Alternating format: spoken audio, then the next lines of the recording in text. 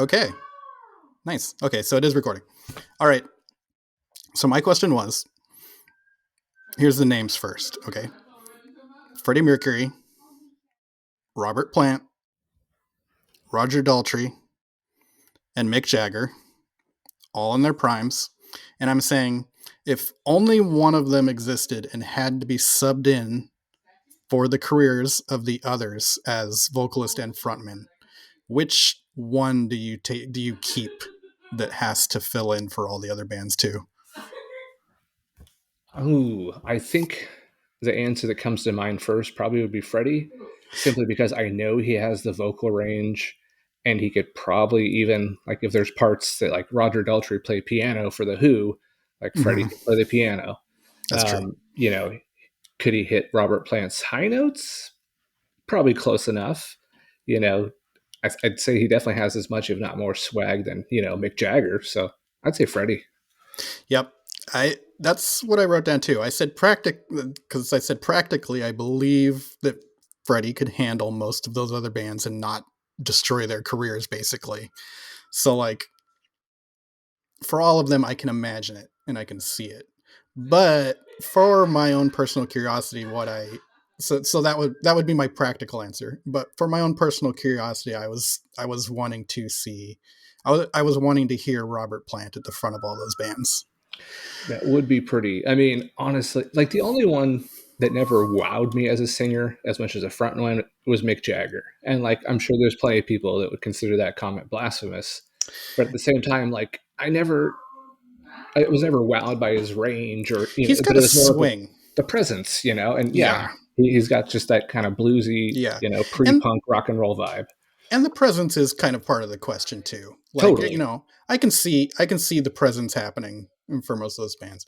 But yeah, I wasn't when I thought about it, I was like, okay, I could pass on hearing him as the frontman. Totally. Totally. Um the one switch that I actually thought that I would really want to hear is would be Freddie Mercury in the Rolling Stones. That would be I just cool. I just A thought little sympathy for the devil with Freddie belting it out. Yeah. yeah, I just thought the mix would have been something else. Oh, totally. I mean, Okay, and hopefully one there's a Rick and Morty universe where mm-hmm, that kind of thing's going on. mm-hmm. And one sub question: does the answer change at all if I'm allowing Daltrey and Pete Townsend as a team up? Hmm. I'll bet Pete could handle Zeppelin's parts, like for Jimmy Page. And there's always the kind of origin stories of the Who and Zeppelin about half of the Who splitting off to form Zeppelin until they met John Paul Jones and Bonham. So, like, I bet it could work. Daltrey and Townsend could probably handle most about anything, I think. I mean, the same could be said, like, I would imagine Page could play most any of those parts from any of those bands. Yep, But yep. yeah. I mean, adding Pete, hard to say no. It kind of it covers more bases. Yeah, I mean, he could definitely do the Keith Richards stuff. He could probably do the Brian May stuff, reasonably well. Page, yeah, I mean, it's similar era stuff. Yeah, I'd take it. I wouldn't I'd say listen no. to it. Yeah, Yeah, exactly. there's a lot of these I wouldn't say no to. Right, exactly. I mean, who knows? Who knows? So, okay, I'm going to fire one your way real quick to get us a little more stretched out, get our calves limber, and do a few shoulders. If you could have any musician from the 21st century's abilities, who would you pick? Now, that person could have started, of course, in the 90s or even 80s, but I would say that their dominance would be this century. Hmm. Man, that's a tough one. Let me hear yours while I dwell on it. 21st century. I mean, for me, you know me, so you probably laugh and say, of course, but I'd probably go with, like, Buckethead. Just the guitar, can cover every single base of music, whether it's metal, blues, ambient stuff, pumping out soundtracks and just constantly being able to wing it all on spot. And then just, like, the showmanship of him, too. That's another level of his creativity that I just love. Um, but yeah, I mean, Buckethead, Les Claypool, those guys come to mind immediately for me. Um, and then I would say Zach Hill too from Hella. One of our old drum heroes there. Yeah, I mean, like as we've seen, that guy has more limbs than most humans, so Yeah, yeah, hard to say no to that ability. yeah. Definitely one of the best shows I think we were both at. I think that we both went Yeah. to was sitting off to the side and being Hmm. able to see Hella. Yeah, we were And like and getting parallel to a kid and seeing him just flail all over the place, but yeah, yeah, perfectly in control. yeah. Um, you might have kind of sharked me there because I was thinking if I was gonna have somebody's abilities, I would really love to be able to drum. I can I can mostly wrap my head around guitar, and it would be a live stream to be able to shred and to be really good at it. But I Totally. feel like it'd be if I was really inheriting abilities and getting something like being able to wrap my head around drums and knowing what it's like to, be in a pocket and like hold it down for a band and like put big beats down. Um well, okay, I'll do this. I'll say Dave Grohl so I can get a little I can get a little bit of I column A, mean, I can get a little bit of column B. yeah, I mean, the question was musical talent, so like I can do everything, and then he goes and puts out an album like Yeah. the Probot And thing with all I his feel metal like heroes. Yeah, yeah, exactly. And I feel like the kind of drumming that I would want to do would be um the Nirvana big beat feel kind of stuff. And, totally, because I've heard him say that he stole a lot of the actual beats and stuff from like bands like Earth, Wind and Fire and like disco beats and things like that. totally. And to be able to take that and like play hard for a hard rock band like that. And then when I'm done, I get to go be in the Foo Fighters and I get to go do Probot. Oh So yeah, that would might as well record some with Queens of the Stone Age. oh I uh-huh. mean, just a little bit of everything. I mean, Yeah, write your own check. go do my HBO show where I get to tour like every major Yeah, studio and throw down tracks with Paul McCartney and like everyone else in the nation. you should suffer so that a child may walk. Truly. All right, man. Let's hit the theme. Okay.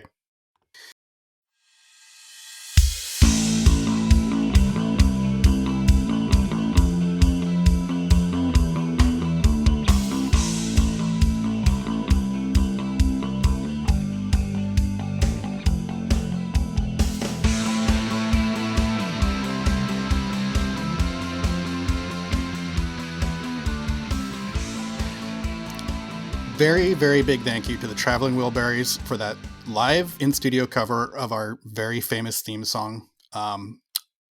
For them, we have lost track of which one of you are alive and which one of you are dead. So please be very, very careful when boarding either the bus home or the very bright light.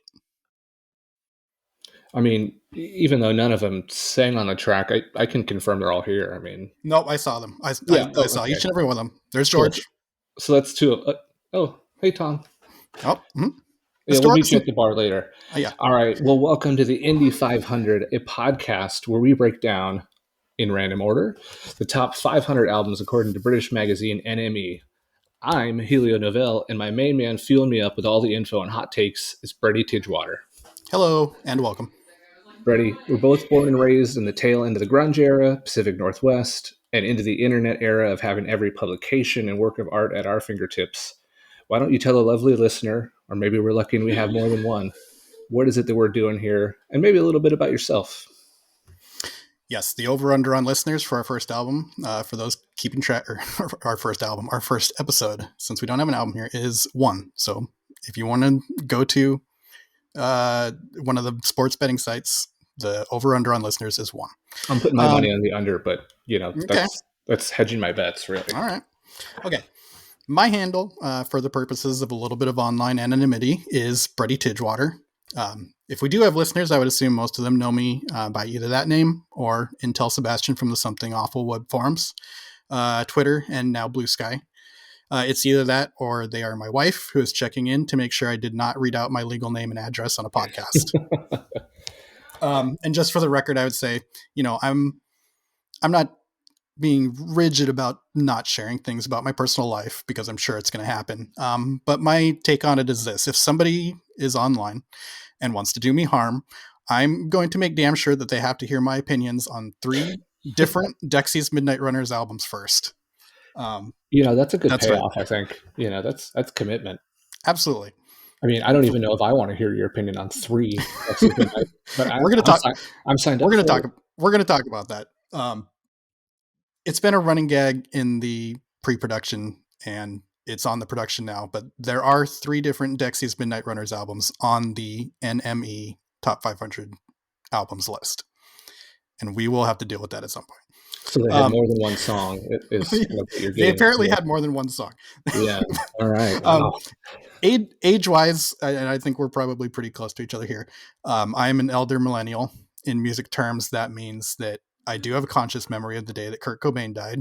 Mm, It is being in the 5th grade art class doing paper mache, and 2 particularly big Nirvana fans insisted that we get to listen to Nevermind all class long, and the teacher allowed it. nice. Oh, that's Yeah. sweet. hmm I describe myself as a person who is chronically online from the very early days of the internet. I was there when we first got Napster. I was there when we got LimeWire and the other file sharing programs. Audio Galaxy, Yep, wherever you that are. one. Yep. I was there when people first started putting the impact font on pictures that we, later called image macros and became memes. I was there when gaming forums first started recording themselves playing video games for other people to watch. I was there, Gandalf. You were there when the West and the internet fell. Yes, and our computers from MP3s to actually EXEs. Right. Oh, yes. Yes.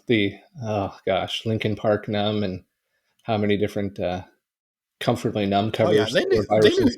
they knew how to get us. They knew which ones we were looking Yeah. for. I mean, it's a good thing we never really listened to Lincoln Park, so we were mostly safe, but goodness knows what else. I was safe from that one, but yeah, they knew we were out there looking for Pink Floyd. They knew That was the they one. yeah. Um, when it comes to our music tastes, I'd say there's probably a lot of crossover, especially in the love for things like an ever evolving rock scene, classic grunge, OOs, indie, which is a big part of how we got started here. We both love funk. We both love progressive music, prog, and metal. And if I had to guess to where I'd say we branch off, for me, I I would bet that I would know more about electronic music, rap, Mm, yeah. and certain corners of country. Yeah. That's kind of a more late thing I've come into. But, there's always been there's always been Wilco. There's always been well, see, I'm having trouble coming up with one because that's probably the one. Well, I That's mean, probably the original one. I think a great example of our differences on that category is, I'm signed up, last summer to work security at this concert by a guy named Orville Peck. Mm-hmm. I tell you, Mm-hmm. and you're telling me all the songs to listen for, and everything to keep an ear out for, and did he play this? Did he play that? So like Yes. even somebody is kind of on the scene as Orville Peck that uh, new to me. Yep. And that's one that I came to probably during pandemic era. And I actually heard him for the first time as the as a soundtrack for a skateboarding video, No, nice. which is, that kind of story may come up a lot because for some reason when you see, at least for me personally, when I see a skate video and somebody matches a song track to it just perfectly, like that is a huge catalyst for going and saying, what is the rest of this artist, or what is the rest, there's got to be at least 3 bands from a skate video from a company called Girl, that's called Yeah Right. That's definitely where I had first heard Interpol and said, Mm, what the heck is this? I want to say it's Obstacle Number 2 is on somebody's video on there. But nice. Yeah, I mean that's a good one to get you hooked. yeah, some other podcasts that I like include a big one that I know we're both into is called Bandsplain. Hmm. which was a big inspiration from this show. And their host, Yasi Salek, who does almost the opposite of what we're going to do. She takes one person or one band and goes into a deep dive into their discography and does a big long history. And she cooks, We man. If you haven't heard her show, I mean, she'll give you 4 to 8 hours on any band. Great guests, great breakdowns, and there used to be a time too when they had the full songs, or at least segments of the songs like in the show. Now it's just kind of like little 5 second snippets to remind you. But when yes, you had the music and the chronology and all the storytelling, man, that was something special. it's always eminently listenable, and and again a big shout out to the host Yasi. Um, One other is Blank Check, which is a movies podcast that does the same sort of thing. They go over filmographies from directors. One is called Get Played, which is a video games podcast. And I also love the Heed the Call NFL podcast. Mm, Um, yeah, you may hear us talk NFL every once in a while, so apologies in advance for that. every once in a while, we'll try and put an explicit warning. Just that'll be the code that there's a little maybe smoke talk. Yeah. maybe we can come up with a drop where if you hear it, hit that plus 15 button 2 or 3 times. There you go, something like that. Just a little something Maybe to. maybe it can be like a Tony Romo clip or something like Oh, that. there you go. Yeah, One of his quotes. there's bound to be some good sound bites out there we can use. Yep. And if for some reason you want to see me posting online somewhere, you can do so. My username is Intel Sebastian, all one word, on Blue Sky. And now I want to hear about Helio. Yeah. So again, the shell of anonymity, going by the name Helio Novell. Just love the name. Why not? I've done a little bit of podcasting before, more in the sports baseball realm. But really an opportunity to connect with an old friend here, and talk about one of the greatest things in the world, and that's music, and that's breaking down lists, that's breaking down albums, that's raging over which Oasis song is better and worse. Who doesn't want to do I that? mean, exactly. But yeah, like Brady said, grew up Pacific Northwest. I have that similar Kurt Cobain memory. I remember a buddy of mine and I were hiking around in the woods behind his house, and we got lost. And then my mom came to pick me up from his house, and we turned on the radio and heard it. Oh my So god. kind of one of those like you always remember where you were when you heard certain things. But for me, that one never really hit me as hard as like Lane Staley did. That was always the guy that I connected with, and his music got me through some tough times, and goodness knows plenty of Pearl Jam obsessing. How many bootlegs did I have, kicking around in CD player, and probably forced you to listen to a couple of them, and you just kind of humored me, I'd imagine. But yeah, I mean, for as far as current listens, like Brady said, metal, rock, indie, all that stuff. But for me, where I probably veer off a little bit more is jazz, maybe a little bit more of the jam band scene. Um, you know, kind of the later in life, get into the Grateful Dead, get into Fish, get into the mellow vibes. Loving all that stuff. Just like with prog rock, I have no problems with the 20-25 minute song. You might not even be telling me a good story. Just make some good music.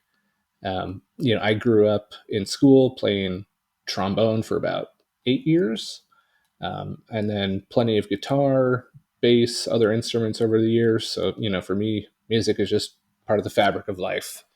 And I think it says something that, and maybe this happened to you too, but when you mention the genres that you branch off at, every single one of them is one where in my head I say, I really want to listen to more jazz. Yeah, I really want to listen to more jam bands. I had watched like 2 or 3 episodes of the Grateful Dead documentary that's on Amazon, which mm, I think is pretty long, and I'm like, I need to finish that. That was, it was totally. I mean, and some of those things like, the Dead and Fish, I mean, the recordings are great. And obviously, I never got to see Jerry, but at the same time, like their best experience live, that's where you're going to get, the best hook, the best rapport with it and everything, whether or not you're, stoned out of your mind, that's, up to you. But at the same time, like being there and just seeing the environment and the vibe and everything. That's what it's all about with those guys. And I'd even say as far as, jazz too, like, there's a great venue in the Northwest called Jazz Alley where I've gotten to see a Hmm. couple shows, sit in front row, guys like Stanton Moore, Victor Wooten. And it's just like, yeah, I can listen to these guys in the car, but cocktail in my hand, sit in front row, listen to them. Holy, whole other world right there. Um, just really something else, takes it to that next level. So, the one thing I'll say, as a couple of 40 somethings here is I appreciate the fact that we're both still trying to find new music, even if it's not new music. There's plenty of people, in my life that are happy to rest on their laurels and listen to that same thing they listened to in 1996. It's not broke, don't fix it. Good for you. But I was explaining to one of my kids today, I just can't hear the same thing over and over and over. No. They may or may not be obsessed with a current song by Chappell Roan. I put it on a loop all day to Is the it point. is it Pink Pony Club? It is Pink Pony Club. Okay, Um, yeah. So I've like heard that one. there's days where I have to hear it 10, 15 times in a row. And I eventually break, and why do you hate that song? I don't hate it. I just can't listen to it over and over and over again. Just put one the of my whole album. one of my favorite gags that I've seen on TV recently is in a show called The Bear, Mm, and you don't see what happens at first, but there's a character who um who drops his daughter off at school, and as she's leaving, he says he's I might not get it exactly, but basically he says, "And honey, I do love Taylor Swift. I just need a break sometimes." I don't know how many times on a drive or picking the kids up from school I've had to say that same thing, and then I put on like Dead Kennedys, and they're just absolutely appalled at what I'm listening to. And it's Hmm. okay, fine, yeah, you can pick the music tomorrow, but I need to listen to Holiday in Cambodia or something here to do a little Yep. reset. Yep. So One of so the speak, yeah, adventures one of the yeah, adventures of being a 40-year-old dad is throwing on the music and finding out if they hate it oh, or totally, if by some miracle they like it. yeah. The one song that I think it's the randomness of it is what surprises me sometimes. Of all Hmm. the songs I've had on in the car over the last year, the one that gets requested the most is "Like a Stone" by Audio Slave, and Really? it's like it's a great song. I loved playing it. I loved hearing it live multiple times. Like, of course, I'll play it again. But at the same time, Hmm. like, that's what you want. Okay, I dig it. Let's do it. Yep. The two that I've got lately that are big hits that I get asked to play over and over again, and I say, sure, that's fine, is Bulls on Parade by Mm, Rage Against the Machine and Iron Man by Black Sabbath. I'm like, okay, nice, you nice. start to you start to get a sense of what their tastes are in music. I mean, that's pretty impressive. I remember, God, I want to say I was 12 or 13 years old, and one of the local radio stations got a new copy of the Rage Against the Machine. It was Battle of Los Angeles, right? Or was that Evil Empire? I think that comes from Evil Empire. We may have to double check that. Yeah, so I think it was Evil Empire, but this radio station played it all the way straight through. And meanwhile, my dad and I were playing FIFA soccer on the Genesis, and Mm. he just looked at me the whole time like, "What the hell is? What are you listening to? This is ridiculous. How are they playing this on the radio?" And here we are talking about our kids picking songs like that, and like, yeah, sorry, Dad. Yeah, I mean, Mhm. it may not connect with your generation, but it sure connects with mine.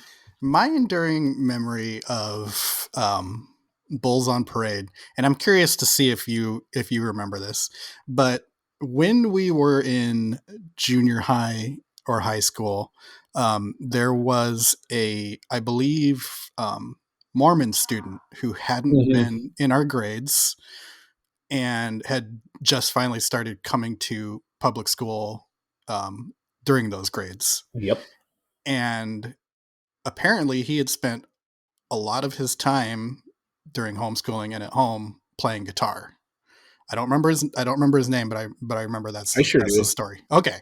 So we had a school assembly where they allowed him and the school's really good drummer play an instrumental. Mm-hmm. Probably how, yeah. You wrote the name in the chat. I believe that's correct. But they let them play an instrumental of Bulls on Parade at this assembly, and it is definitely it was so good. Yeah, They might have had him do the national anthem too, like Jimi Hendrix style. they Am I right? did. Okay, God, both of and those. I just remember like I had never seen anything like this, especially maybe at a school assembly. It no, was and so maybe good. I remember it was kind of like a medley of songs, and if I remember Mhm. correctly, there was even like a bit of the solo from November Rain, and it was just one of Really. those like, okay, f this kid, man. Like I want to. I know I just started, but I want to do that. Like seriously, Yeah. dude. No, that's yeah. Like, I don't know about from his end, but watching somebody do that for your school at a school assembly, I'm Hmm. like, that's gotta feel so good. Yeah, that's looking out the window in algebra, daydreaming stuff right there. I mean, Yeah. that's Yeah. pretty sick. So moving along, man, I think we've established we are all over the map musically. For our first segment here, I want to break down and ask you, like, if you had to pick three albums, and I know three is very hard, but if you're going to pick three albums to paint a picture of you going into this podcast experience, what would your three be? So I had to come at it with the question being very specific because if you ask for like three albums that just represent me, that's going to take a long time for me to figure out. But when you say three albums that represent me as I'm coming to this podcast and like what I want to, maybe a little bit of both, getting more specific, Yeah. me and what we're doing here, and how I feel about it. The first one that I came up with was Pet Sounds by the Beach Boys, and it's for many reasons. First of all, and you're going to see this with all three of my picks, it's a personal favorite, and it also feels like it's bridging a musical era of what comes before that and what comes next for at least a decade, one way or the other. Yeah. Uh, No, I mean, we've been talking about that one for the last little bit, and the more and more I listen to it too, it's just this completely out of nowhere work of art. And obviously it had its genius behind it, and its influences and everything. But man, like to go from where they were, surfing USA to that, no, yeah, I would not see that coming. Like that was mm-mm, an incredible jump. yeah. So the way I had written it down for myself is I said, it's so emblematic of what's going on at that time. It feels like it was written by like an ancient Greek philosopher. It's like it's in 1966. There's a doughy American white boy who has made his fortune perfecting, this kind of translation of basically African American blues guitar music for his own people, and that's of course the story of a lot of musicians at the time. But he retreats from Billy that, White Boy, and I feel attacked, but I'm going to let you continue. for the record, I'm half white boy. I'm allowed. uh, but basically, what he does is he retreats from touring. He takes a lot of drugs, and he emerges from it uh, in the midst of what is basically a direct rivalry with the Beatles. Like, both of them are saying album after album before this that I heard that album and I said I need to step my game up. But he comes out and he wants to do a knockout punch. He basically wants to say, screw you, John, Paul, George, and Ringo. I am going to make, and this is a direct quote from Brian Wilson. He says, I want to make the greatest rock album ever made. And again, that's emblematic of what people were doing at the time. They were coming into these studios and they were saying, we want to make we want to make something purposefully timeless and purposefully really big. So that's instead of like doing a diss track about John and Paul, like Kendrick would do now or Drake would do. They use that There's beat something, just to fuel the creativity. there's something to coming directly at somebody, Yeah, but I mean, there's very also charming. something to making a timeless piece of art. Yeah, totally. But in many people's eyes, he succeeds. And then again, emblematic of the era, the drugs and the effort of it basically ruins him. Yeah. Um, Another thing was that I wanted to do was picking this album allows me at the very top of this podcast journey to declare what I think may be my hottest and longest held musical hot take, which is that I think the Beach Boys are better than the Beatles. I I don't just personally like them better. I think that they are objectively the better band. Hmm. And I'm plopping that right on episode 1. That's heavy. And Um, you know, man, there's and so we're going many to little points we could pick apart on that and we're would going to just run into the Beatles a few times oh yeah. in this journey. And the Beach Boys are on there too, right? For Pet Sounds, at Yeah, least. At least. at least. Okay. Yeah, I Um mean, I think I've made my preference known, but I I have nothing against your take. That's for sure. For me, I Sergeant Pepper was probably like one of the more important albums ever made. Where I think maybe you have that pedestal for Pet Sounds. mm, and it's a battle for sure. Uh, there's a reason that was the band he was going back and forth with. But there's just a lot of reasons, and I think they'll come up as we go. So I'll hold some of the reasons so we can talk about them later. I But like it though. I'll get to album number 2 Bold, bold, because this was bold again and supposed to spicy. be 3 albums, not just one. But that is one that I really thought because especially because the list itself, the NME list, really does kind of split itself from that early era to a newer one, and that's the album that I think does it. But the second album I wanted to put down for this kind of 3-pack is Radiohead's The Bends. Mm. Not So Kid A, not OK no, Computer. no, because that album I feel like is a flag bearer for the guitar rock of its time, and it's a bridge between the tail end of the '90s, where guitar rock rules, and what's to come next, which in no small part is because of their next albums too. They evolve from guitar rock to something else, and the whole world evolves from guitar rock to something else at that point. Maybe they don't go down the exact same path, but that's what's happening. And I also feel like you can hear it in the bends. You can hear that this is something that's rooted in '90s guitar rock, but especially in Johnny Greenwood's playing, there's new things happening, and there's forward looking things happening, and experimentations that are moving beyond what is. Oh, it's Um, it's it's far evolved from Pablo Honey, and it's kind of right on that precipice of where they get to their artistic crest and everything. I mean, I think you ask 5 Radiohead fans, you probably get 5 different answers on what their favorite album is. But like for mhm. me, admittedly, that's the one I replay the most. I Yeah. Maybe it's the most accessible. Maybe it's the most like non-skip for me. I feel like Kid A and OK Computer. There's moments I could do without, but some of the songs on there absolutely amazing. But the bends, no skip.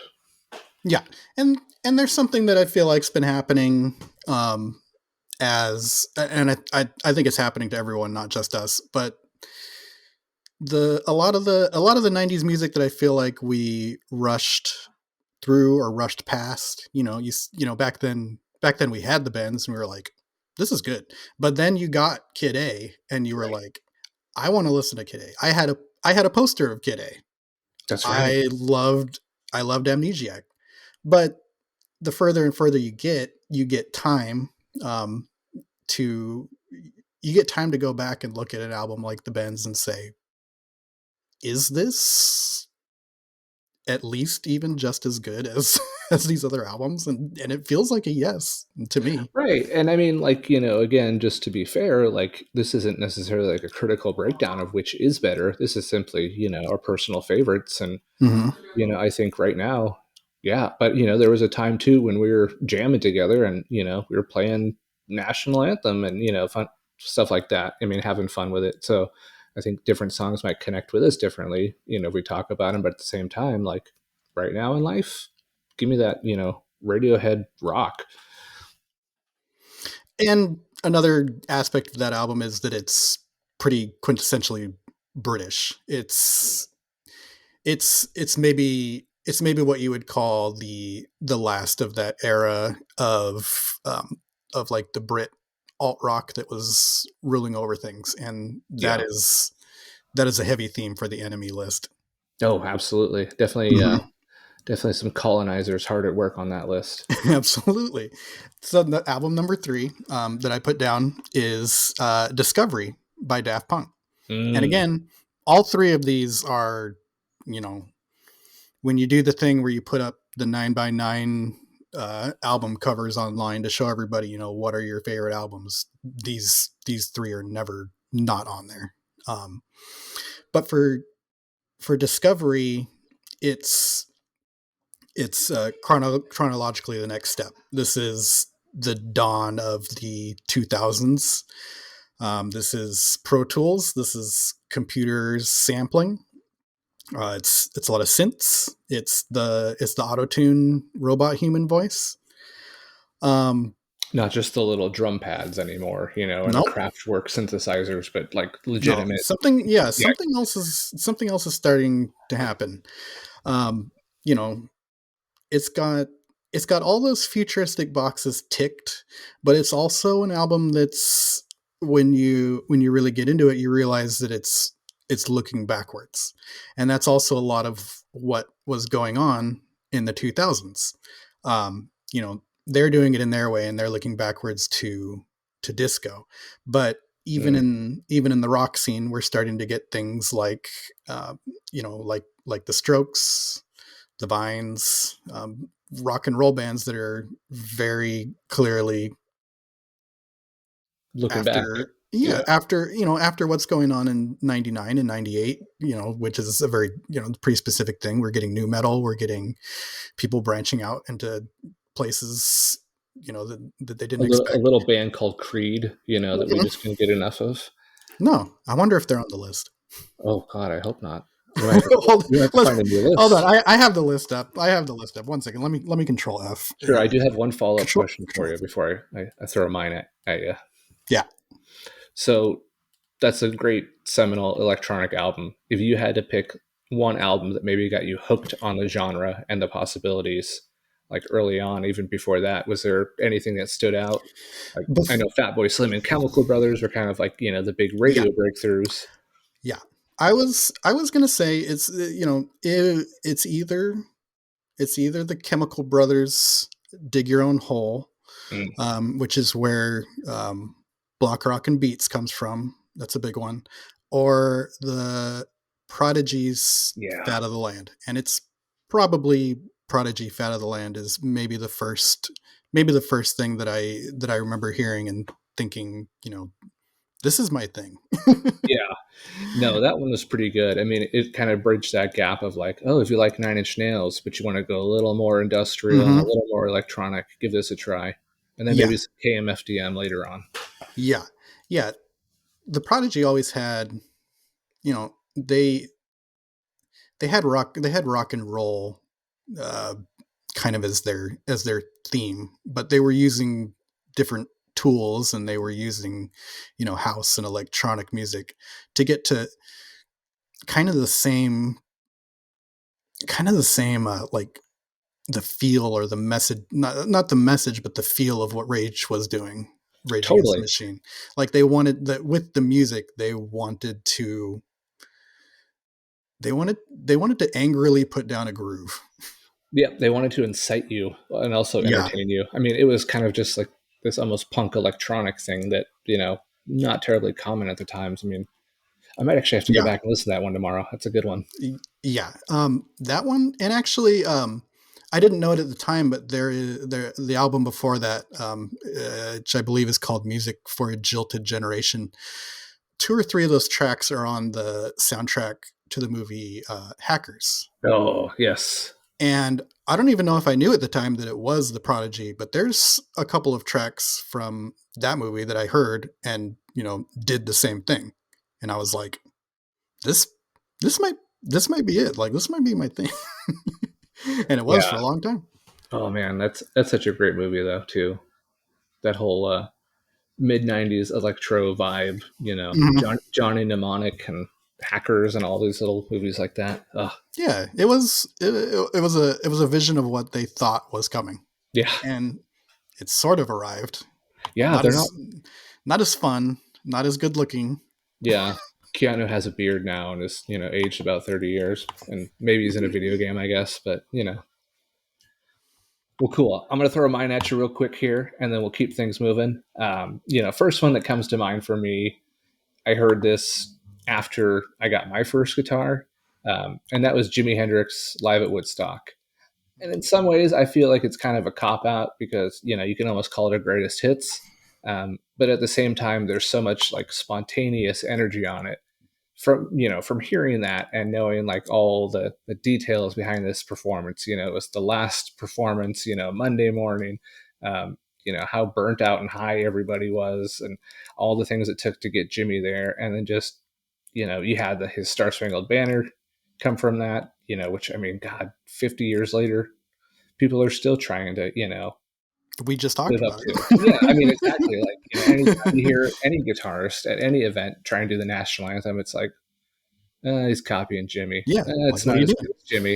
Okay, that was pretty good. There's But something yeah, about a live album, totally. when it You know, when it's good, it's the best. oh, totally. And I mean, the nice thing for me is like, when you listen to classic rock radio, you hear the same version of the same song over and over. And, when you hear Jimmy songs, it's not a bad thing.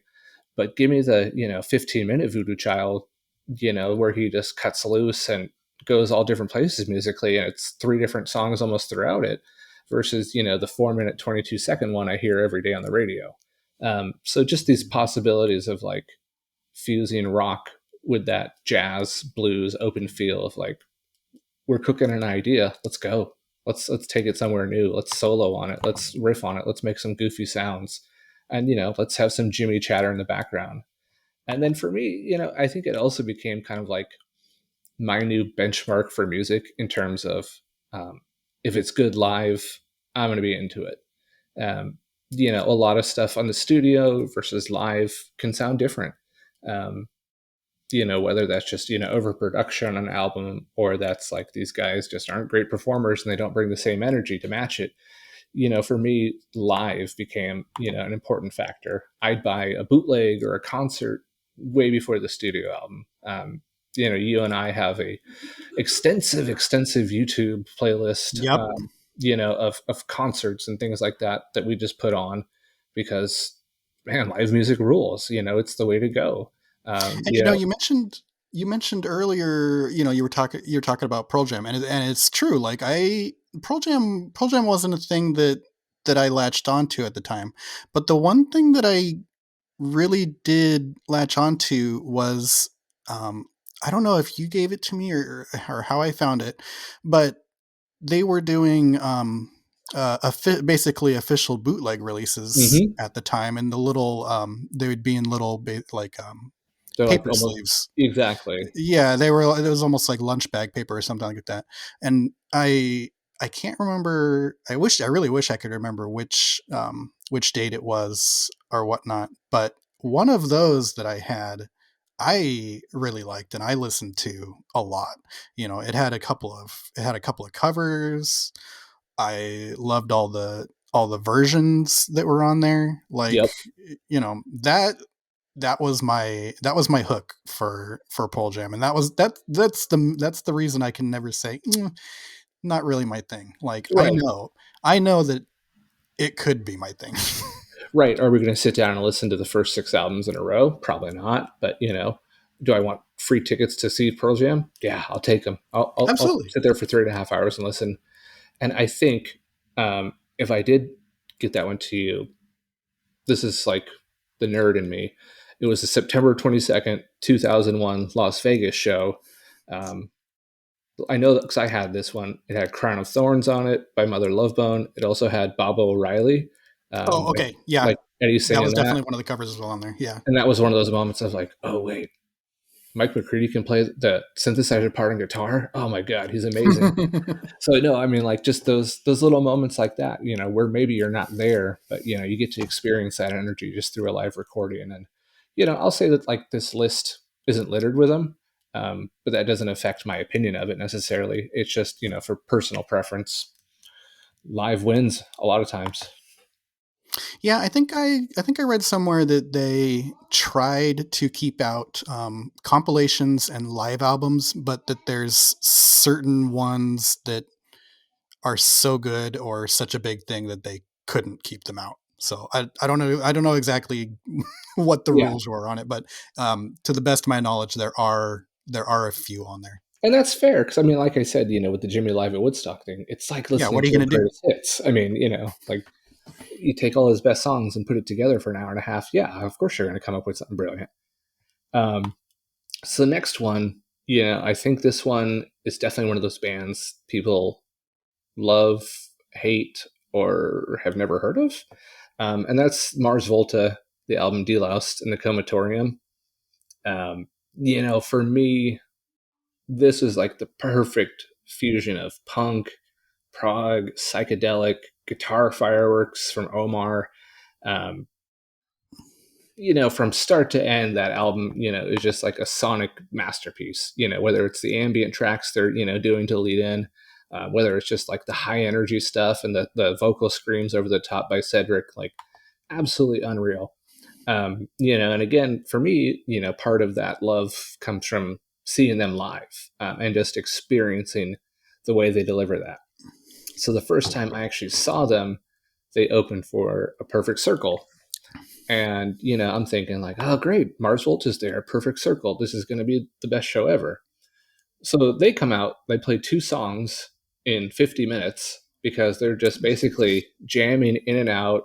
Cedric's doing his shimmies up and down the stage. Omar has his NASA level pedal board at work, and I'm just sitting there the whole time with my mouth dropped, like, oh my God, this must be what people felt like the first time they saw Zeppelin, or, just like Sabbath, where it's just like, I have never experienced such energy like this. And, the more and more as has gone on, it makes me sad. I miss things like Prime at the drive-in, and wasn't really old enough, to go see those late 90s, shows like Fugazi and things of that nature, just because like the energy is so huge there. Even when the musicianship is just kind of all over the place, Yeah, it's just fun. you'll drive yourself into an early grave thinking, Oh God. why didn't I go see this? Right. I think we're both lucky in that there's a lot of things that we did see that that we would have been on that list, that would have been something that we said, man, I really regret not seeing this or that. And Totally. along the course of this podcast, I'm sure you'll probably hear about them Oh all. yeah. Well, and Yeah. like, I feel, and maybe hopefully you feel the same way, that like most of the things I didn't get to see, it was probably just because I wasn't old enough at the time.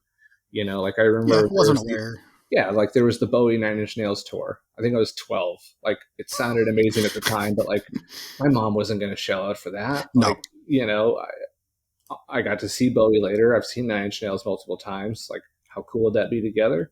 Amazing, probably. Um, but so it goes. Last one And on there. Oh, I was going to say, people are probably going to find out, but we both have a deep love for the Mars Volta. They're the band. That's definitely one of the bands where for a years long stretch that was, if not the only, it was the number one thing that I wanted to listen to for a Yeah, very, I mean, like, very long time. as a musician, aspired to be that. I mean, Omar Rodriguez Lopez, the man's just a prolific writer, and kind of along those same lines of Buckethead, where it's just like you put a microphone in front of the guy, he'll just keep churning out material. It may not all be like, genius level, but like the creativity that just flows from the guy, he's just a natural instrument himself, just oozing out. All of the projects too, like De facto, At the Drive-In, you name it, man. The guy can cook. Yep, yep. I'm co-signing that one. So the last one was agonizing for me, um, just because, again, like, how do you paint yourself in three? So I'm going to cop out a little bit because who's going to fight me, right?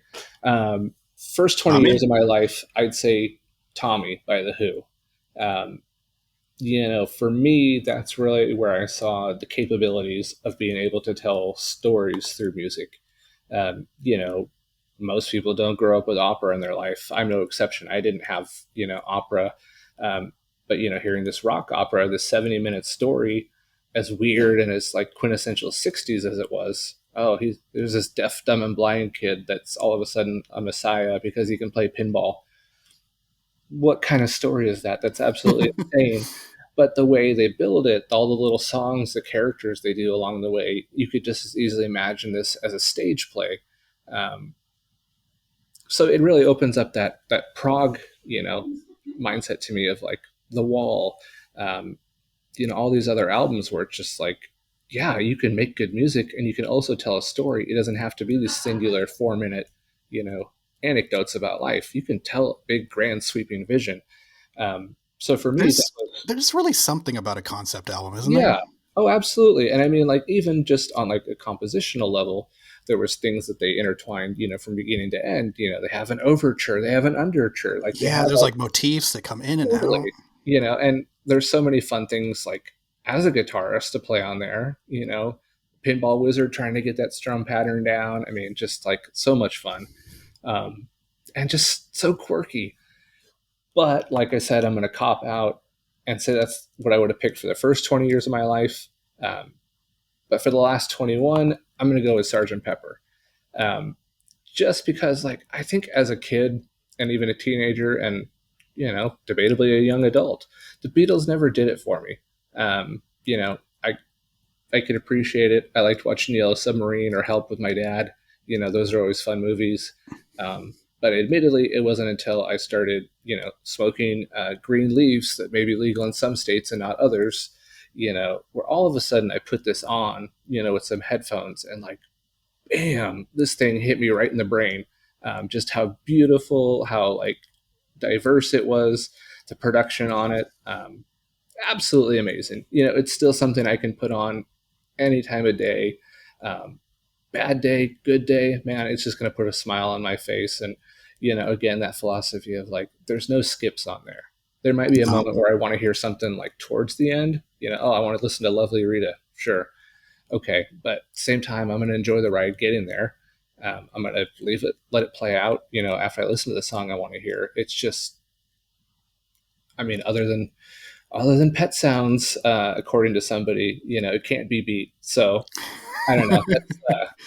That's what I'm going with for my it's a it's a three. heavyweight fight, and I mean, who's the winner? It's us, right? right. I mean, let's just call it a draw and say, like the pay per view is worthwhile. Yeah, I'll do that. I'll do that for now. We'll talk. We'll talk. totally. And maybe we'll get enough listeners where we can put a poll up one of these days and Hmm. have some input from the outside world or get a tiebreaker on here about it. Yeah, and So yeah, I feel like I had kind of the same. I've had the same kind of arc with the Beatles, but I don't think I'm to the end of it yet. They yeah, like earlier in life, it wasn't a big thing. Like their hits, you know why they're hits when you hear them. The early stuff, the catchy stuff, the the comparative era. If it's for the Beach Boys, it's surf. For the Beatles, it's being a proto boy band. right. I want to hold But your hand, baby. Yeah. but but it's also like, the creation of the concept of a rock and roll band. Like you can see it happening. Totally. um I'm trying to think.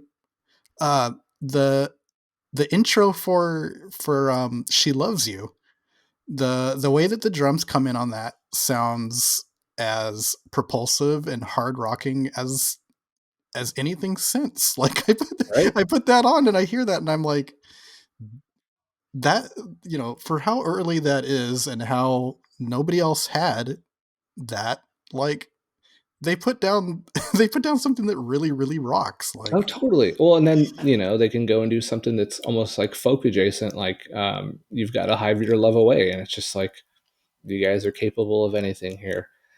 It's really just what direction you want to go. Oh, you want to drop acid and go to India? That's cool too. Let's record that. No problem. You guys do you. okay, so one of the I had now that you mentioned that, I have to say that one of the reasons for me liking the Beach Boys better than the Beatles is that everything that it seems like broke positively for the Beatles breaks negatively for the Beach Mm, Boys.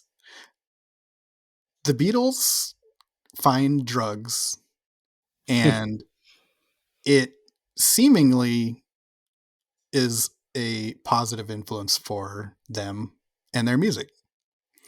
Now, the same thing is happening to Brian Wilson, but it also breaks him. After Pet Sounds, he's trying to put together the album Smile, or Smiley Smile, hmm. or I think the title changes a few times. But the drugs basically take him out of the game, Yeah. and that didn't happen. That didn't happen to the Beatles. The Beatles weren't. I mean, they weren't around for as long as it feels like they were around. Right. Something that sometimes people point out with grunge too. Grunge is only 3 or 4 years, and I don't have it in front of me. But when you look at it, when you look at the lifetime of the Beatles, when you do look at it, you say that was it. Like Right. that's as long as they went, and you know, just but the I mean, Beach you have Boys to and Brian wonder, Wilson like, specifically get cut off. right, right.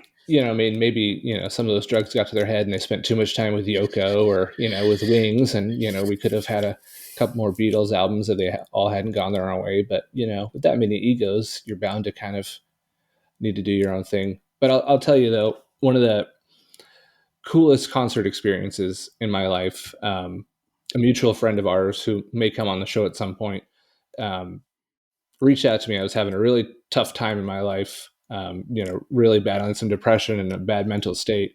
And he said to me, "Hey, man, it seems like you could, use some cheering up and go out and do something. I got an extra ticket if you want to see Brian Wilson do his Smile album."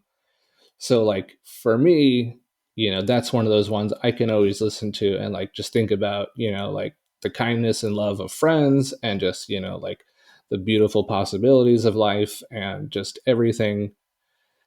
This guy took what, 30 years to complete the album? I mean, Hmm. because of all these things, and it was absolutely great. It is. It's fantastic.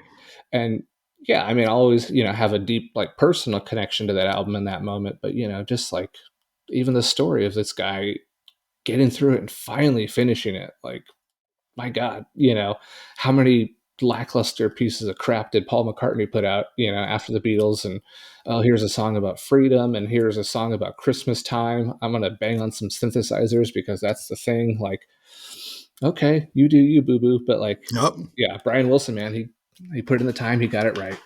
One of my favorite internet posts ever is somebody who said, uh, when Paul McCartney went to go write "Wonderful Christmas Time," he wanted to do two things. He wanted to write a timeless Christmas song, and he wanted to find out what all the buttons did on his synthesizer.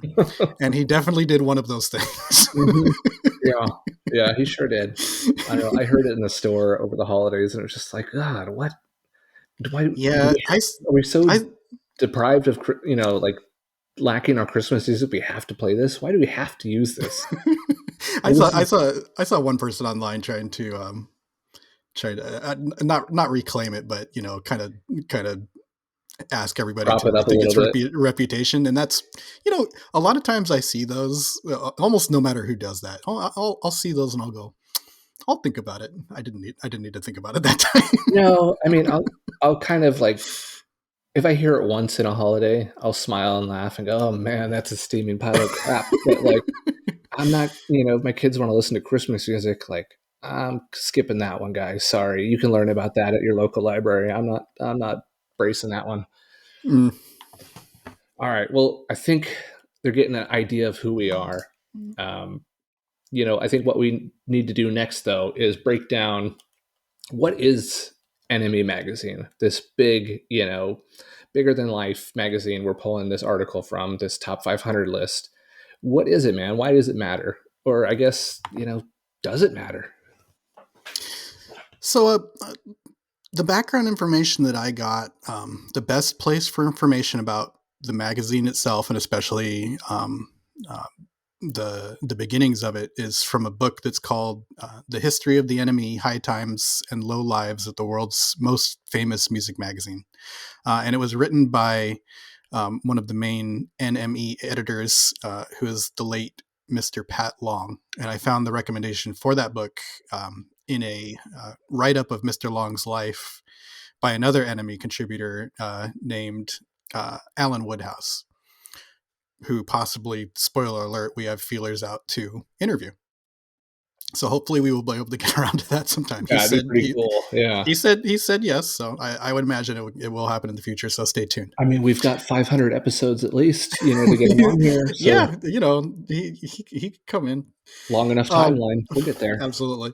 So the Enemy itself is a British music magazine.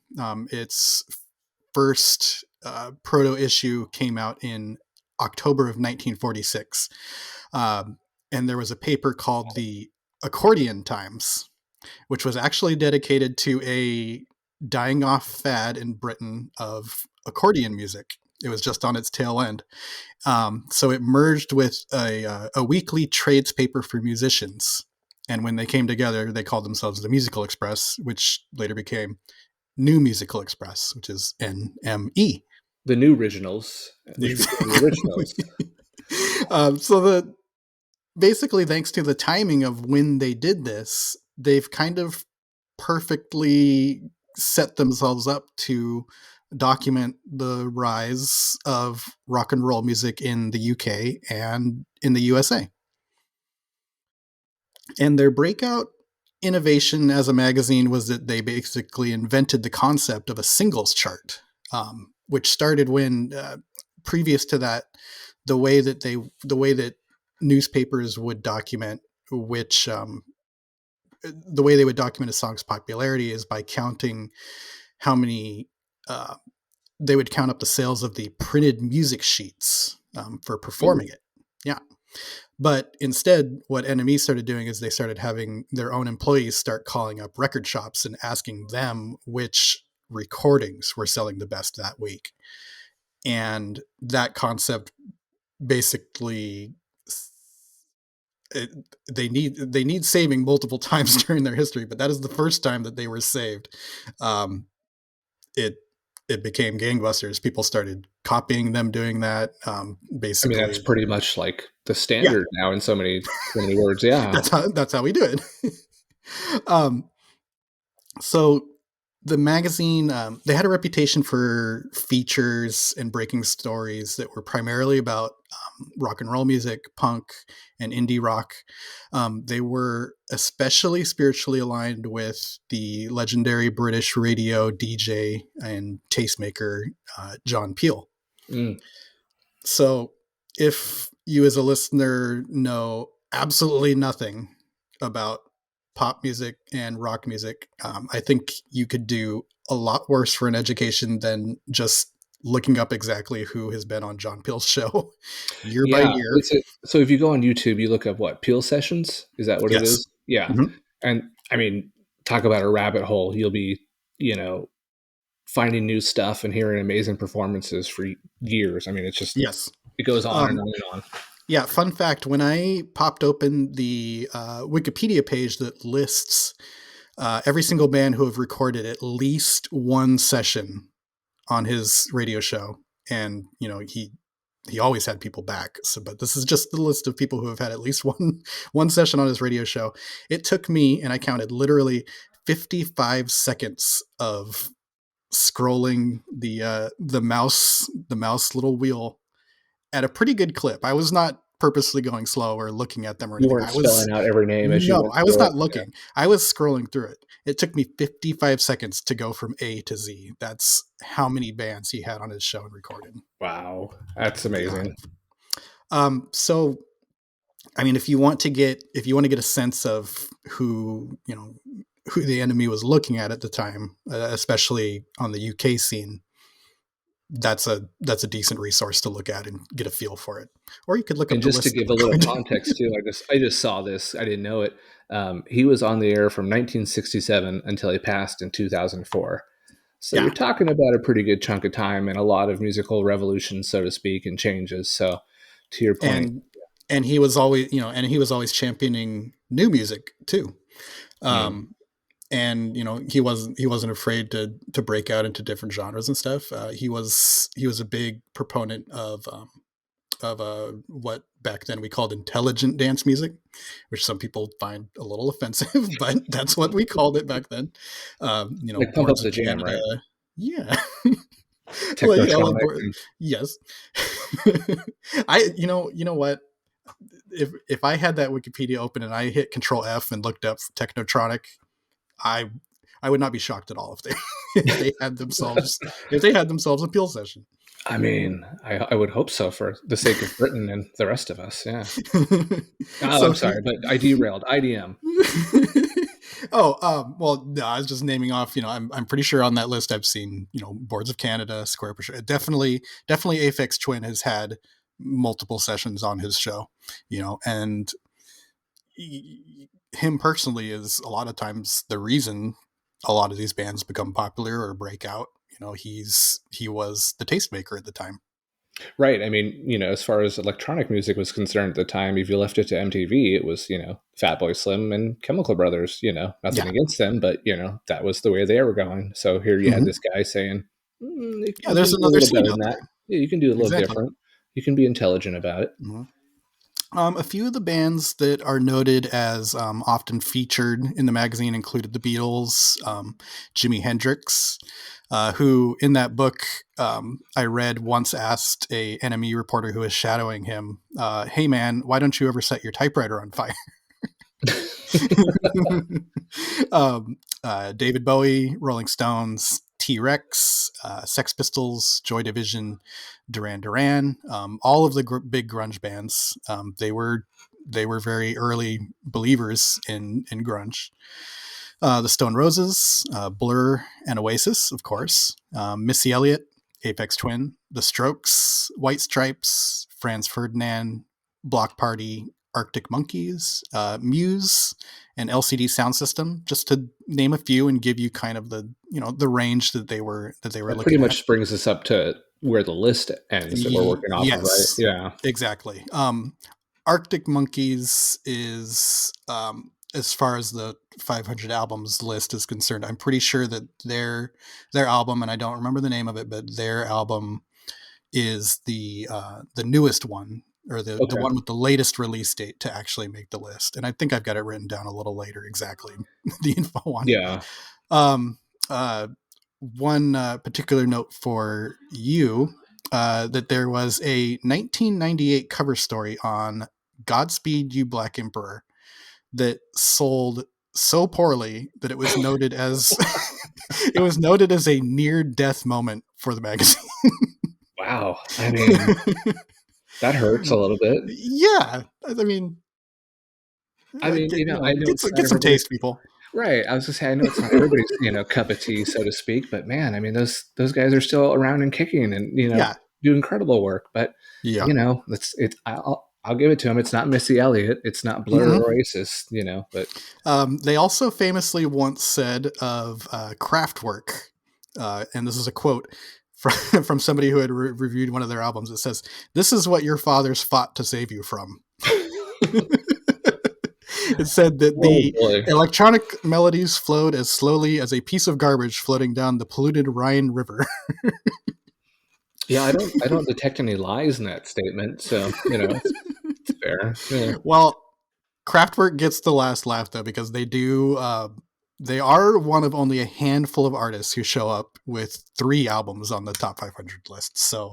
There you go. So much So for first impressions, somebody, right? Yeah. somebody, yeah, exactly. Somebody did a retrospective and said, hey, hold on. These guys were kind of important, even though we bashed them at the time. They found their form. Although That's awesome. again, Dexy's Midnight Runners also has 3 albums on the top Yeah, so 500 maybe list. this list isn't very valid. So now to talk about the actual list itself and how it's put together, where it came from. The list ends at its publication date, or the cutoff. The cutoff is a little before, but it was published in October of 2013. Okay. So that and backwards is the era of albums we're looking at. The oldest record on the list is a self-titled Elvis Presley record from 1956. Hmm. And the newest album is Arctic Monkeys album called AM, which was actually released only 1 month before the list came out. So, Wow. yeah, the people at the Enemy loved the Arctic Monkeys. Oh, absolutely. I mean, good band, but yeah, it's interesting. I mean, I guess to your point, you have to cut it off somewhere, but to think something only on there out there a month, like and yeah, and again, I mean, something has to be the newest on there, and right, exactly. It's true. It's true. and you, and it's funny because the way the list is put together, you can't blame any one person. So basically, what happens is the list is compiled somewhat scientifically, according to there's an introductory article to the list by an enemy contributor named Mark Beaumont. Again, spoiler alert. That's another person we're speaking to who we may someday be able to get on. He's another person who said yes, and we just need to connect up. Something So about stay. the time zones, and I mean, Yeah, being almost on the exact opposite side of the Earth makes it a little tough. But they we have might said that they have said that they haven't said that they would not. we might be brewing some coffee though for All right. one or two of those Yeah. interviews. Yeah. Yeah, we'll see.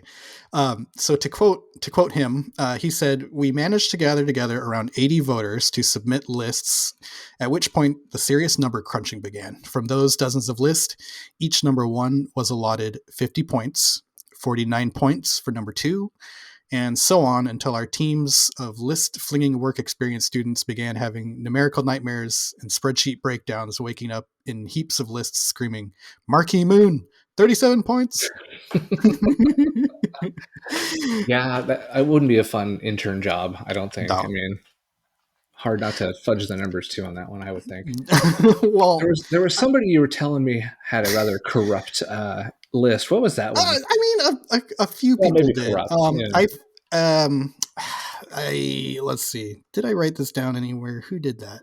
Basically, one of the contributors, because as they said, they had various people from Enemy's history send in their own list. Um, One of the contributors is pointed out a few times for putting 4 different, I believe, albums from the National at the very, Right. very top of the list. So, not just the interns who are compiling it, but the people who are actually contributing lists have the ability to kind of, Their undo biases can the, definitely distort the numbers a little bit, sure. yeah. But I mean, that's what they asked for. What are you going to do? Lie and Right. I say mean, that's not? and again, like you said, 80 voters, so it isn't as effective if one person does something like that. But No. it was a And smaller that's panel. another kind of nice reason to pick this list is, because of the way it's put together, it kind of excuses a lot of the odd things that happen in it. Especially, one thing I'm sure you're going to constantly hear from us when we start getting into actual albums is we're going to say, so and so is 2 ahead of this, or this album is 10 albums ahead of, you know, Freewheelin' Bob Dylan. Right. Right. Yeah. There's going to and be some things that and there's maybe. no one. yeah, Yeah. there's no one you can really point the finger at and say, how dare you, because of the way that it's put together. You just kind of say, well, that's just the way it fell. Like there's no one person who came here and Right. said the Prodigy is better than Bob Dylan. If five people had voted Purple Rain number one, this would be a completely different list, you know. And Yeah.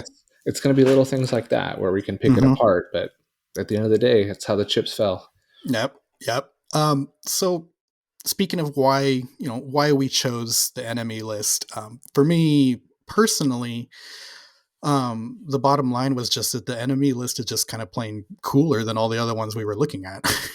Yeah, um, the vibe is more dialed towards championing unheralded things. Um, like I don't remember seeing Boards of Canada or Battles on the Rolling Stone list.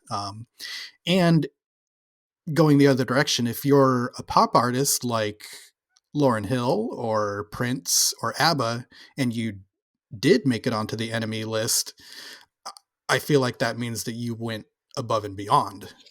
yeah. You know, There's something to be said for like the popular vote kind of squeaking into the Oscars on these kind of things. mm-hmm. Where yeah, like you already got the fame, you got the money, you got the record sales. What do you need NME for?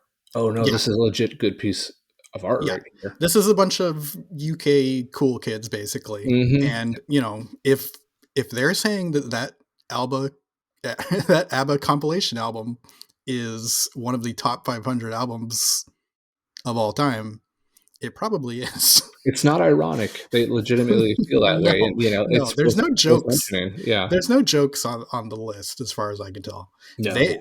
they genuinely do love Dexy's Midnight Runners. I mean, you know, hey, I guess We're so. gonna I find mean, out. yeah, exactly. You know, I think that's, you know, a good reason for me why we did this list is like we could probably go through the Rolling Stone list, and I would imagine we've heard 99% of it. For me, looking at this one, like I can definitely tell you most of the bands on there. I Yeah, think there's a few that I'm going to be introduced to that I'm really excited to hear. Um, yeah. I'm just but excited about yeah, finding something new. I think exactly. It's, you know, a chance to revisit a lot of stuff I probably missed because I didn't live in the UK. I, you know, wasn't heavily into music in the 80s. Like, how many Smith albums have I listened to in the last month since we started cooking Yeah, on this? Where it's like, oh, I never thought of these this way. This is tremendously good. Like, yeah. okay, I'll point around. Yeah. There's a really healthy ratio of things that I feel like I can talk about and things that I'm going to end up discovering and being Hmm. very new to me. Um, and I feel like I've always had a little bit of an Anglophile leaning growing up. We both like Monty Python, Mr. Oh, yeah. Mr. Bean, Lord of the Rings. In high school, Pulp was one of my favorite bands, which is pretty out of left field for an American high schooler. Hey, I mean, I think I burned a hole in like my Beta Band CD, you know, Yeah, 3 EPs. Like, you know, again, everybody else is listening to Limp Bizkit, and we're, you know, yeah, reading Pitchfork and NME to find out what's good. yeah. And again, I was gifted that by the friend of the pod who has non-name checked earlier, who very hopefully will be on someday soon. And which was the same deal for a whole lot of stuff that I was listening to back then. But Hmm. even as I got older, I got into things like Ali G and all of Sacha Baron Cohen's characters and Top Gear. Oh We're yeah. both we're both big fans of the Philomena Kunk series. Oh god. Yeah. Yeah. Uh-huh. I That's love I love I love a good Steve Coogan, Alan Partridge bit. It's always good to see Richard E. Grant in anything. I probably So, I probably could recite way too many Red Dwarf lines in mhm, Blackadder, but you know, yeah. again, So, as much as we then and now kind of lean towards the UK, I feel like this list in its own way kind of leans back towards us too. In mhm, the UK, nobody would have excused a you know UK rock magazine for not being as into grunge as America was, right? I mean, it was a worldwide phenomenon, but that's a Seattle thing, and right, and an MTV the thing, and yeah, nobody would have blamed them if they were saying, that treating it as just another, thing that was going on. But they don't. They, the list and the magazine at the time was on the cutting edge, and they were one of the voices saying, this is the next thing. Yep. They were ahead of it most of the time. Yeah. So, there's, like people say that there's movies where the city is a character. There's countless movies where New York City is a character. And I feel like in this podcast, the UK is going to be a character, Quite a character. Oh kind of yeah. a ghost over our shoulders that we're gonna have to, that we're gonna have to talk about, and we're gonna have to reckon with, and we're gonna have to, figure out. And Sometimes we're going to call it fat, flatulent git, and it's just have to deal with it, I mean, someone out, yeah, and someone yeah, out there is gonna say, "Oh my, yeah, they used that wrong." totally, of course. Yeah. So I guess now that we've kind of broken down a little bit about NME, what are the rules we're going to do for the pod, man? How are we going to get through this thing? Let's see. So what we're doing, we mentioned up top, is that we're trying to give one episode to each one of the 500 greatest albums of all time, according to this list. We're planning on spinning a random number generator to let us know which album comes next, and we plan to do that at the end of this episode to find out what the very first album that we're going to look at is going to be. Can't wait. Me too. It's been, it's like Christmas Eve. Yeah. I mean, nobody has been thinking about it longer than us, and maybe dreading it and maybe being excited about it. And we're finally gonna do it. We did have a few caveats we talked about. So we're always going to try and abide by the spin of the wheel decision, and that's not Spin Magazine. That's just spinning the wheel. But there are going to be a few rare exceptions.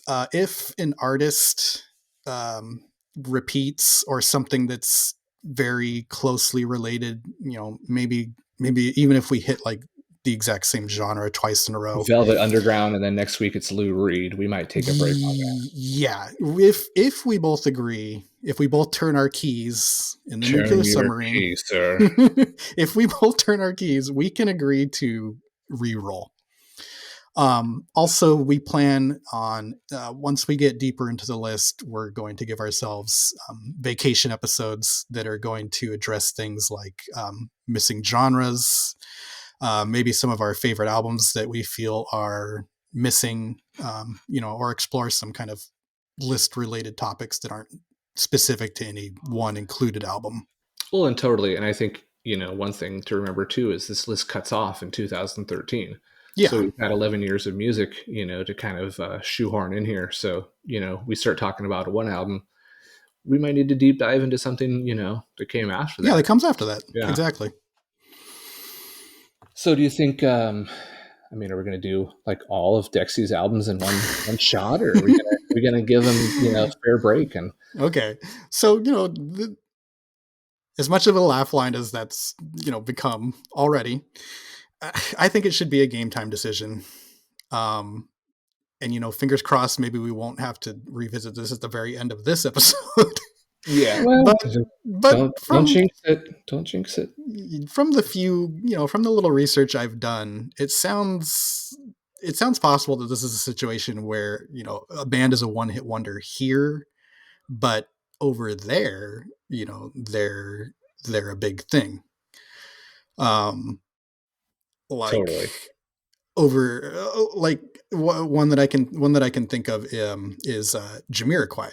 Jamiroquai had 1.5 songs that were very big here, maybe 2, right? But Napoleon Dynamite helped one of them. Yeah. That one, and Virtual Insanity, which you'll remember from the music video where he's on the floor. He's on the escalator, or the conveyor belt, or whatever it's called. Yeah. Yep. So over there, that's a really big beloved band with like multiple albums that are a big thing, and their frontman JK gets invited on their talk shows just as a thing. He was on Top Gear multiple times as driving their car and stuff like that. You know. Nice. Oh, I got to Yeah. see that one.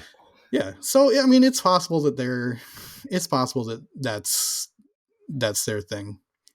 But yeah, when we hit it, when we do hit one of those albums, Yeah, I mean, well, maybe I'll take some time and give a run through to each of them, and you know, I if think they that's the fair if thing they to do. really if it really hurts to listen to, then yeah, we can do all I we mean, can do all three. exactly. If all of a sudden, Dexy's Midnight Runners has a proto punk album hiding in there somewhere that we didn't know about, like that's definitely worth exploring on its own. Like, Yeah, who knows what we're in for here? we'll see. So, one thing I'm curious, we both had a lot of time to study this. What stands out to you when you look at this list from kind of our experience, our background, like any artists that you really love that feel missed, genres that are like shunned. I know for me, like where's the metal country Mm, that basically started metal, and yeah, are the things that are like drastically different from other magazines lists. Everybody's got the same number one, right? yeah, and I've looked into the issue for you. Yeah, And me, and you know, I'm also a big metalhead.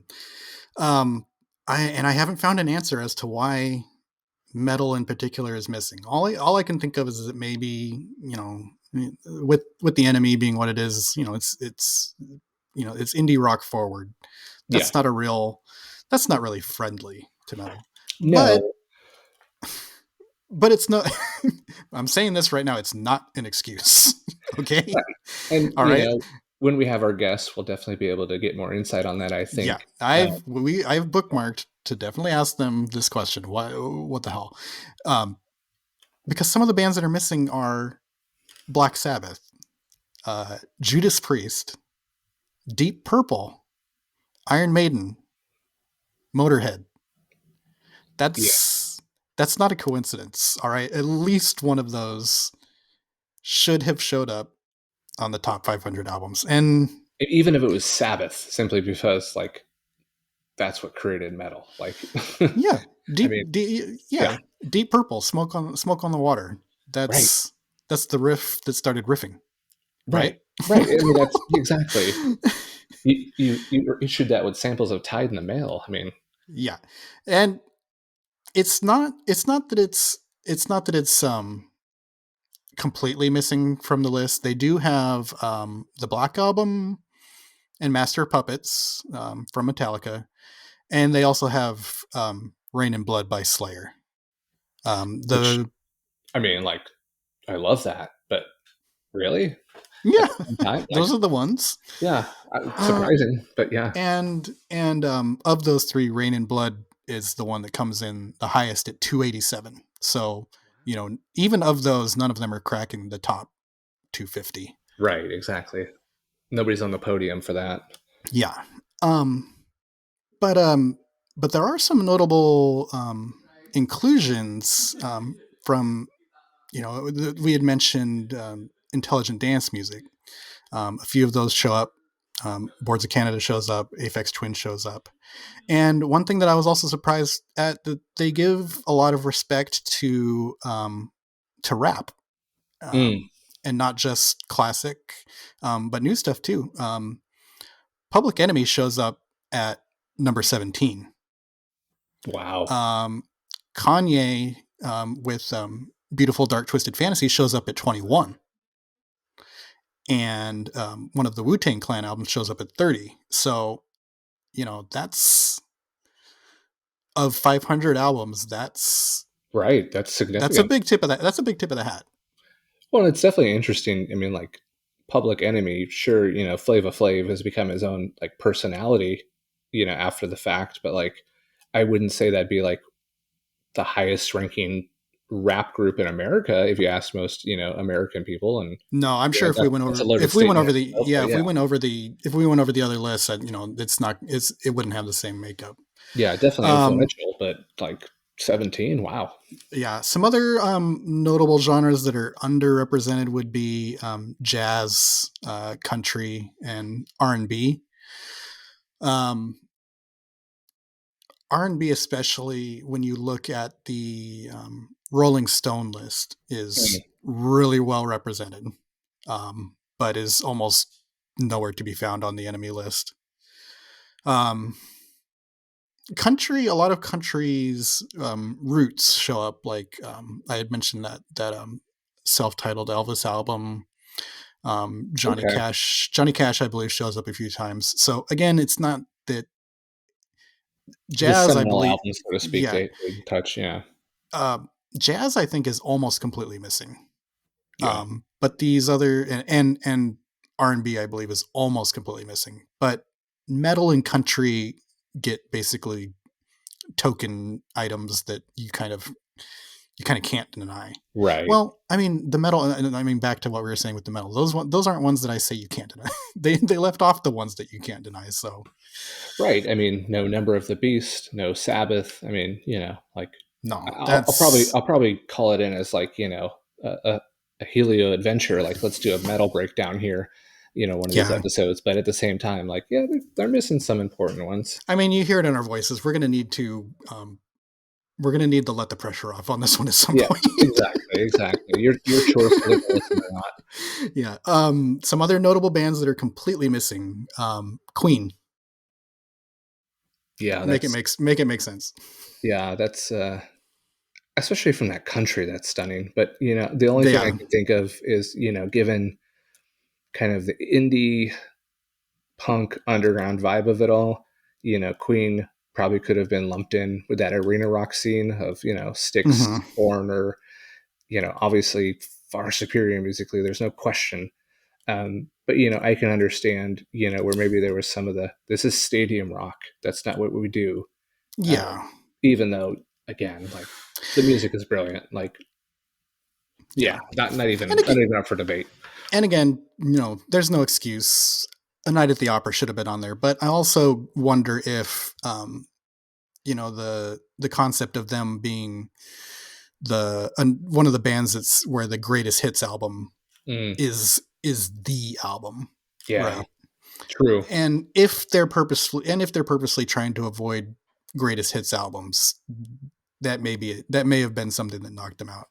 Right. And Again, again, no excuse. right, to your point, 500 albums and not even Night of the Opera, like Not enough one. people, right? Not one. 80 people couldn't find their way to get that on to the top 500. Yeah, no, that doesn't make sense. Yeah. And another one personally for me that I saw missing was Tom Petty and the Heartbreakers. Yeah. Which I would ask makes you though, like if just because we're on the topic at the moment, if you had to pick one of his albums to put on the top 500, what would you go with? Because for me, it's he's another like greatest hits artist for sure, but that's not to say he doesn't have great albums. I just don't know them as much as like I the mean hit. again like kind of like how, you know, if I'm going to pick one for Queen, I'm going to pick A Night at the Opera. But yeah, again, like Petty is a man where you put together the greatest hits album, and that's an all timer. But there's, I think, Damn the Torpedoes is where that's probably the one where a lot of those hits come off, and that's also, you know, at the right moment for them in their careers, um, and it's just a singularly really good album. So if I was gonna search for one on this list and say where the heck is that, that'd be it. But I was also a little bit extra surprised at that because when I was watching, I think it's called Running Down the Dream. There's like a four Mhm. hour Tom Yeah, Petty documentary. They mentioned that they were popular in the UK before they were popular here. interesting. Like they really got their traction when they toured the UK.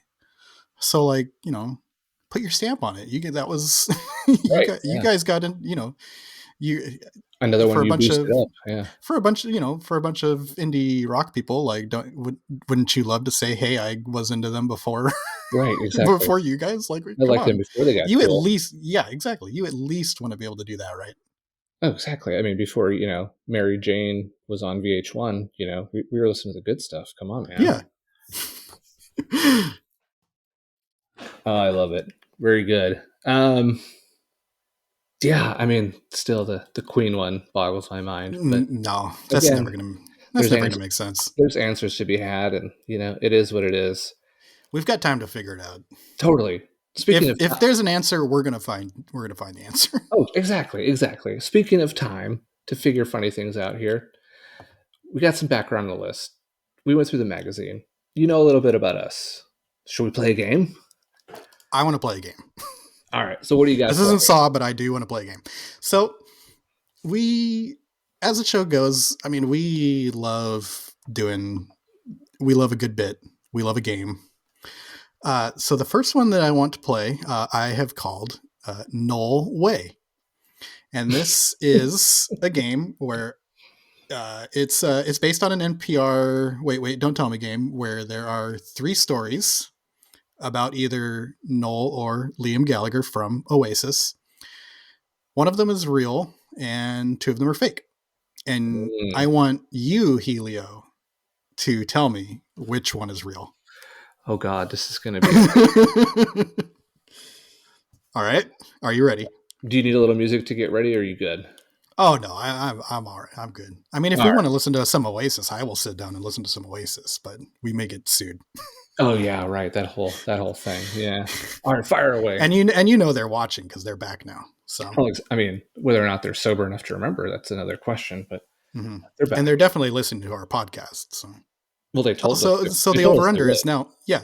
So the over under is definitely over 1. We Yeah. have at least two Gallagher brothers.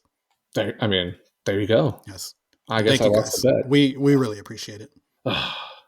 Okay, story number 1.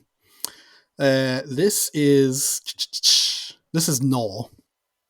He is being quoted in GQ magazine about meeting George Harrison for the first time. Okay, Okay. and most of this is a quote. It says George Harrison, right? I'll tell you about him. I met his son Danny in New York last week, waiting to get on the Concorde. He was already pissed.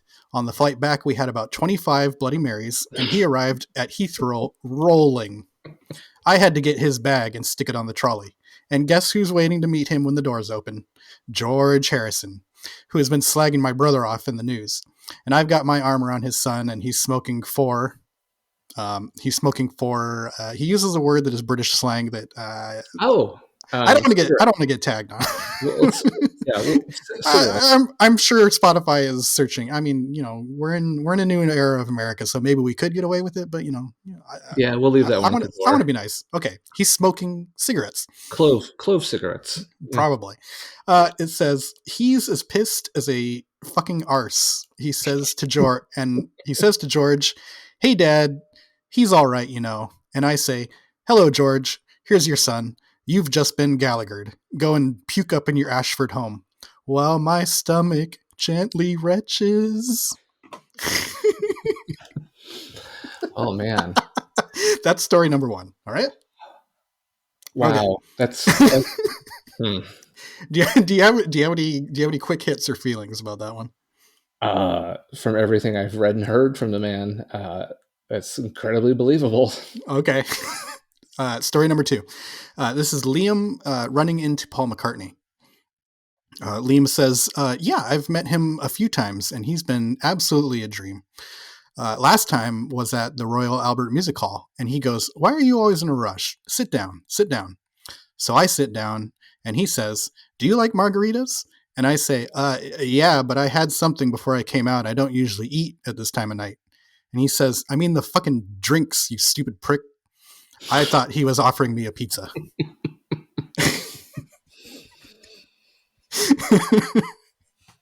Again, yeah, All right, now keep in mind that one was Liam. All right, yeah. first one's Noel, second one's Liam. Okay, so story number 3. This one is actually from the perspective of Sacha Baron Cohen, Oh who god. came up one time on earlier on the podcast of Ali G and Borat fame. Mm. Okay, Sacha Baron Cohen says that at a GQ awards party, Noel Gallagher asked him, "Who is the fucking greatest living rock star?" And Cohen says he first guesses Stevie Wonder. And then, after being told by Noel that he's incorrect, he says Bono. And again, Noel says he's wrong. Noel says it's John Lennon. So Sacha Baron Cohen reminds him that he said living rock stars, to which Noel replies, John Lennon is alive, stood up and threw his arms out and exclaimed, I am John Lennon. And then he falls over and hits his head on the table and looks up directly at Sacha Baron Cohen as if I had pushed him over, he says. Later that night, Noel was very angry with Sacha Baron Cohen for not telling a joke about him when he was hosting. And he goes, you know what? I'm going to stab you. I'm going to stab you right in the eye. And Sacha Baron Cohen says, I thought to myself, wow, I have never heard such a specific threat before. It's one thing to stab somebody, but to have that takes good aim. Wow. Part of me hopes these are all real and it's just a one of those can't win situations here. Man, hold on. Let me think about this for a second.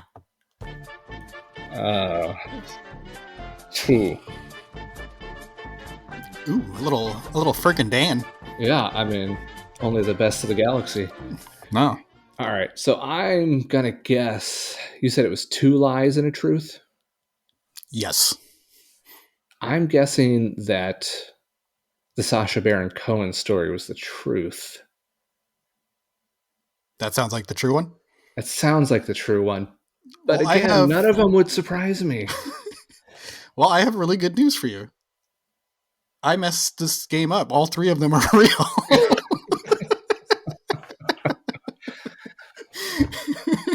Well, because I'll tell you this.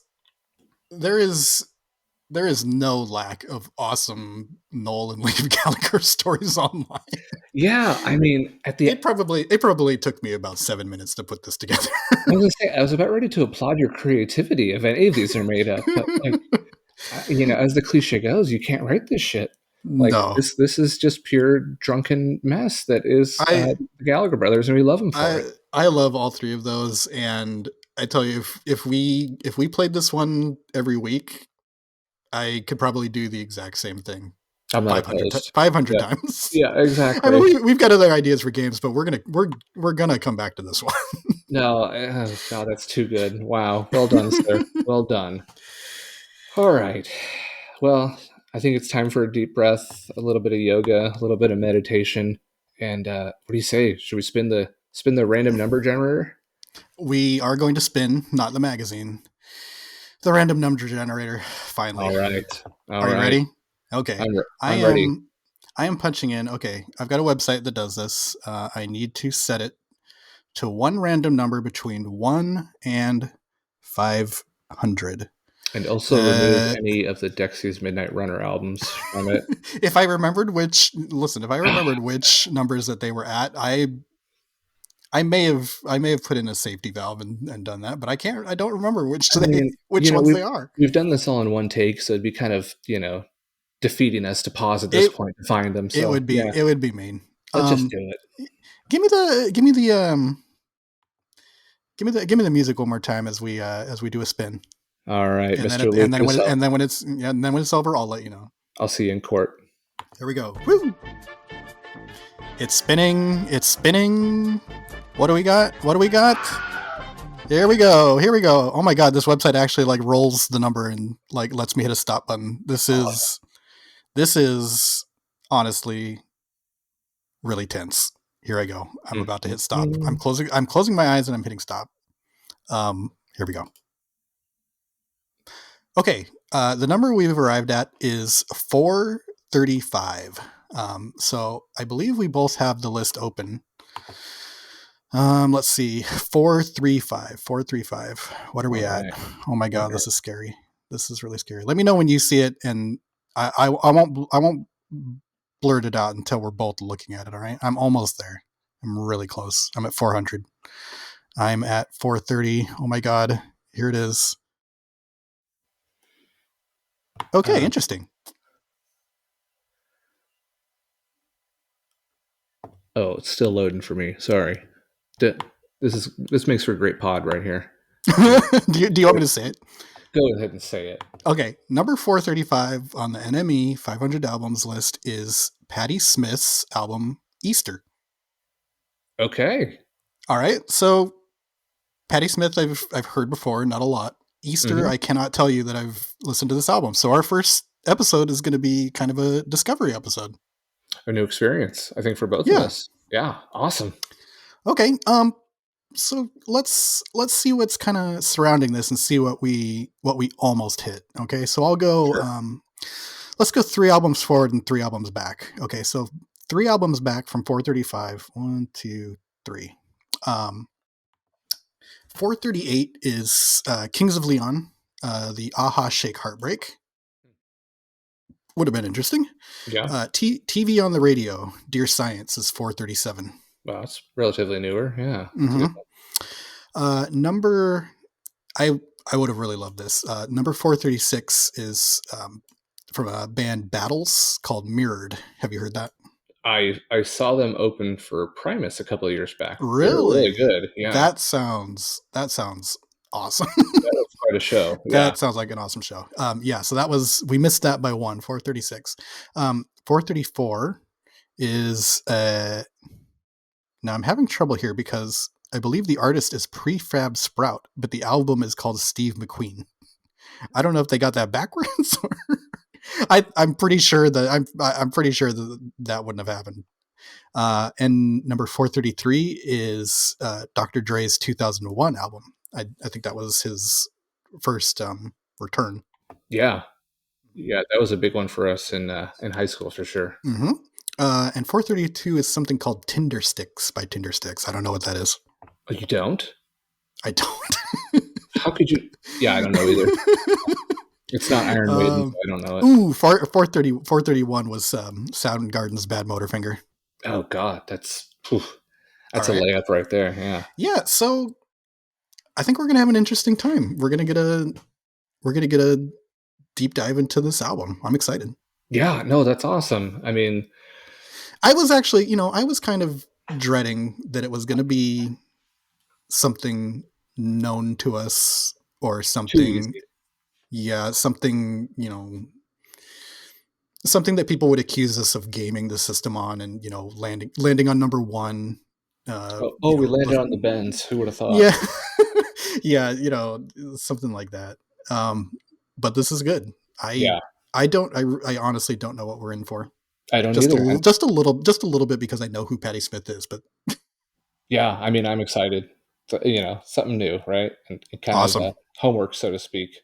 Yeah, So there you go, guys. Thank you for our 2 listeners, Liam, Noel, wherever you are. We appreciate you.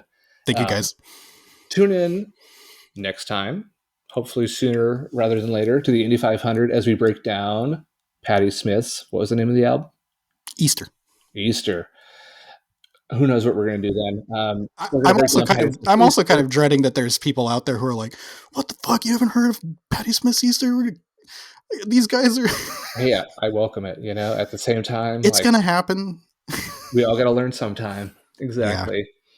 So yeah, I mean, next time we're gonna do some more games. We're gonna do some more some odd questions. Maybe what Morrissey song defines us as men in Mm-hmm. 2025. But just want to give a big shout out, and thanks to all our music geeks, our vinyl freaks, audiophiles, our heroin sheiks, and a special shout out to somebody going through a tough time, but our inspiration, Miss Yasi Salek from Bandsplain. Brady, you got anything to say?